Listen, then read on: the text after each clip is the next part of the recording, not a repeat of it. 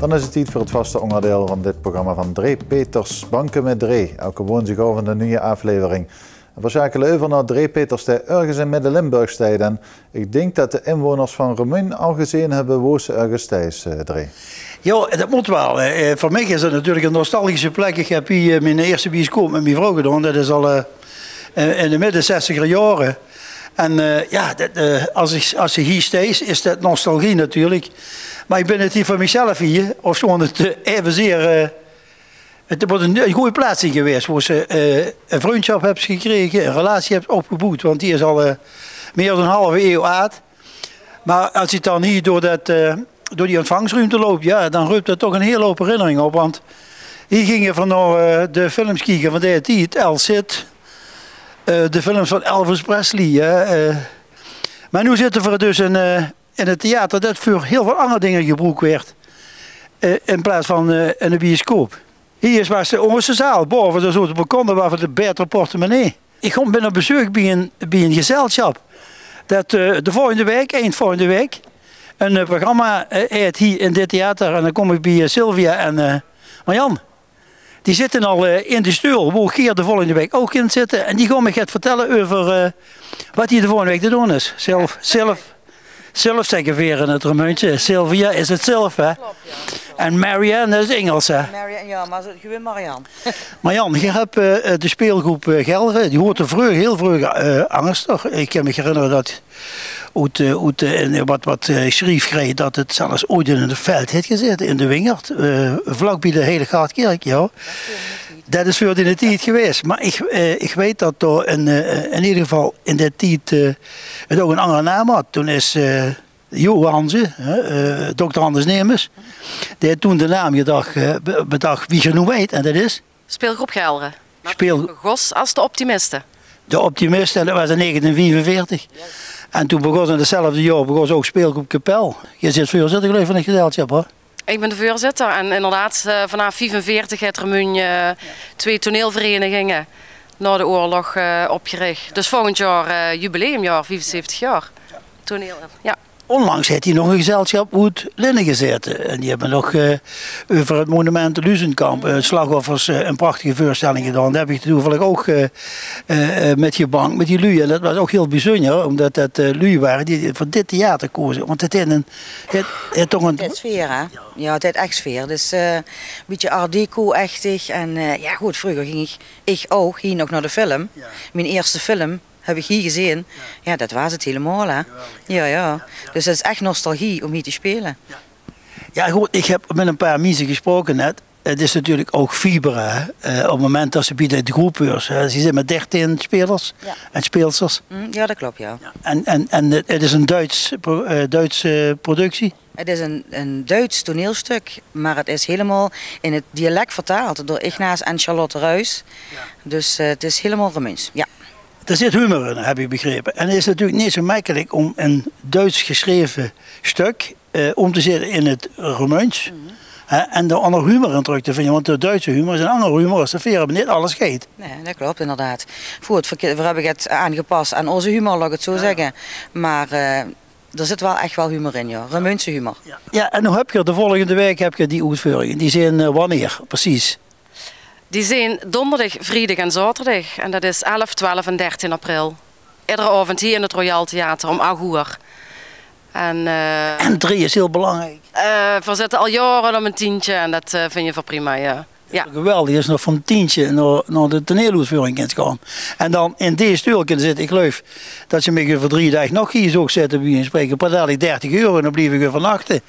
Dat zit zo heerlijk en dat zit ook dat de kinderen uitgerust naar een... Nu zijn er nog kaarten te krijgen. Er zijn nog kaarten te krijgen, ja. Via de site van Speelgroep Gelderen kan er digitaal besteld worden. Maar dan kunnen ze ook gewoon naar de Poppendokter op het Münsterplein gaan en gewoon cash betalen en door een kaartje krijgen. En dat is vrije plaatskeuze? Vrije plaatskeuze, ja. Werd boven ook nog verkocht aan kaarten? Nee, boven kan niet gebruikt worden. Wie de lui van de Royal het weer hebben aangepast naar theater, terug wie het ook oorspronkelijk was, is het podium naar voren gekomen. Zijn er een paar hier stil weggegaan, waardoor ze vanaf het balkon geen goed zicht meer hebben op het podium. Er is ook belichting boven en dat zal ik ook in de weg zitten. Dus het is alleen maar honger zitten, maar dat zijn er even goed dikke 200 geluivig die erin kennen. Dus de balkonners leveren de Muppets. Die kunnen toch het mopperen en zo, daar is allemaal.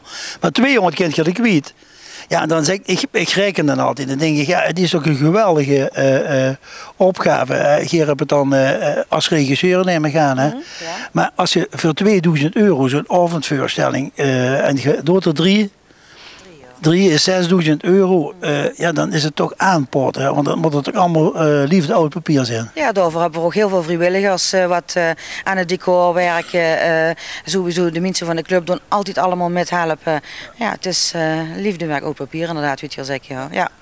En de voorzitter, ja, dan bedenk ik, het is natuurlijk een voorstelling. Ja, je mocht er niet te veel over vertellen, want dan hoef je niet meer te komen kijken. Maar het speelt zich af in een...